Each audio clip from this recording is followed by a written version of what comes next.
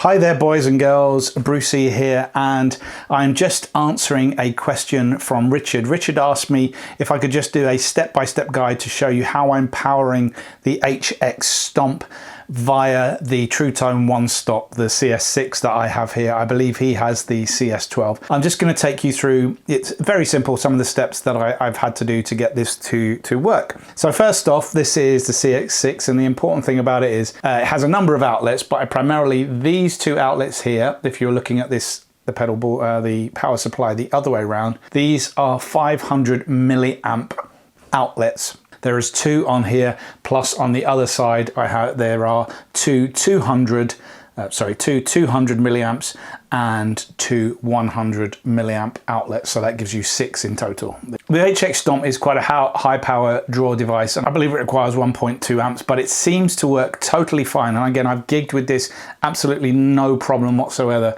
Even though these are suggesting that they're 500 milliamps, I'm going to guess that given the cost of this power supply, and that's a professional power supply, that they can probably short term just draw out a little bit more current when need be. So they're probably lower, they're rated lower than they actually are, and it just enough, it copes with the boot up of the HX Stomp totally fine. And as I said, gigged hours and hours and hours of this, left on absolutely no problems whatsoever.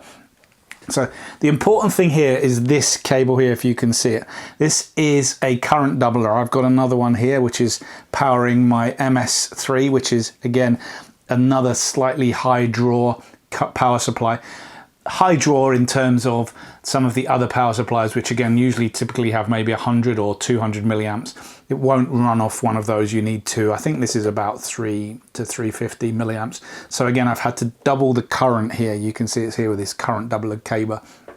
So the first thing you need is a current doubler cable. Now, if you've bought this power supply, I'm pretty sure it comes with, I can't necessarily remember, you will find one of these quite easily.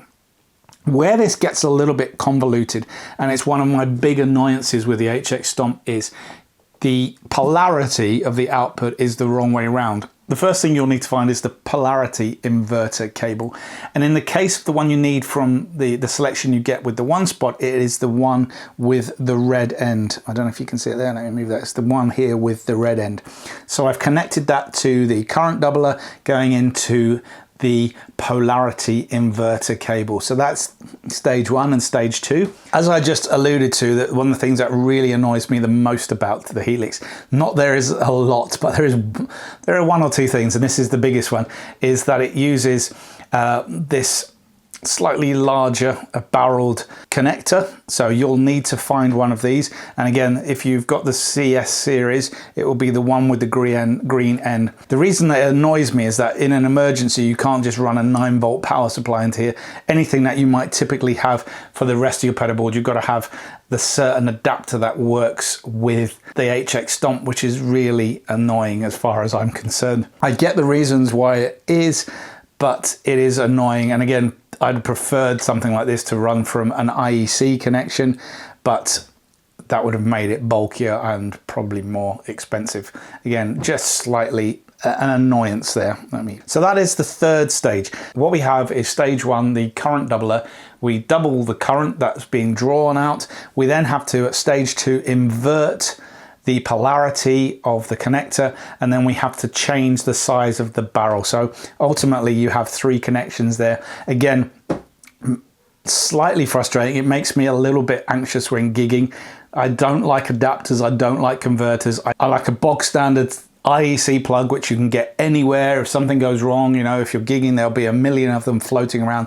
Plug your piece of gear in. These things are slightly annoying. But there you go, Richard. I hope you found that useful. That is how I am powering it. 3 stages. You'll have at least 2 of these connectors 100% with your TrueTone power supply.